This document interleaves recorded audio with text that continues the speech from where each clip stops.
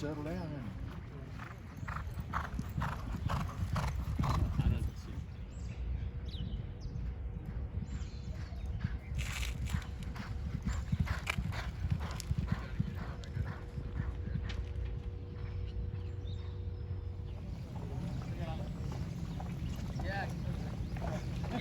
He's too happy for his own good right now.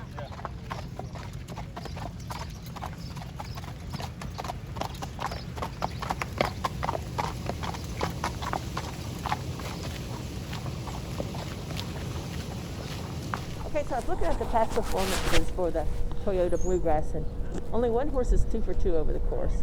Only one horse is a Breeders' Cup champion. Only one horse is a Eclipse Award winner. And I'm thinking, how does this horse get beat? Oh, whoa, wow. I know you don't want to think in terms of that, but just, how are you approaching this race? I like any other, really, to be honest. Just, he's doing really well. Excited about bringing him back here to Keeneland, and, hopefully with a good trip he can, take care of business. I know obviously he's going to be heavily favored, and I hope he performs that way, and he's going to give us all the signs have showed that he's ready to run a big race. So, just kind of ready to get it going. Get it over with, to be honest with you. When you're obviously the heavy favorite like that, there's some pressure, and we're just hopeful that he can run a big race, and it's worthy of an opportunity 4 weeks from this Saturday. As a trainer, all the attributes this horse has, and are there? It doesn't look like there's really any vulnerabilities unless he runs into a faster horse. Yeah, right. He's able to be close, come from off of it, take dirt.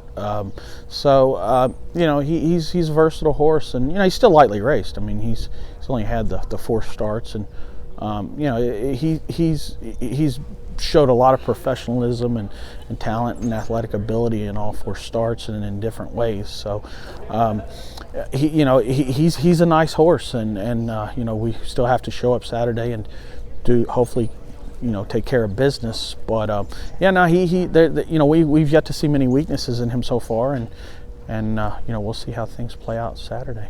How long have you had horses for Godolphin? A couple years. This would be our second crop of 2-year-olds. Central Quality would be the second group of 2-year-olds we've had. Our first group we had Shared Sense, was a very nice horse that won Indiana Derby and Oklahoma Derby, and Hieronymus was in the first crop of our 2-year-olds. It was a very good turf miler that's actually on the comeback trail right now. He's getting very close to making a start this year. So we've had some very, very nice horses and some fillies and stuff for him as well that have with the likes of Adventuring, and that was able to win the Bourbonnette Oaks. So this would be our Central Quality was our second crop of 2-year-olds. Sheikh Mohammed has spent literally hundreds of millions and probably into the billions to try to win the Kentucky Derby. Obviously, you'd like to win the Derby for any of your horses, for Juddmonte, for John Ed Anthony. Mm-hmm. But the idea of Sheikh Mohammed, who's won so many of the world's great races, and this is a stated goal of his, to have a horse that's not a peripheral contender, but the favorite, and figures to be one of the favorites at least on Derby Day.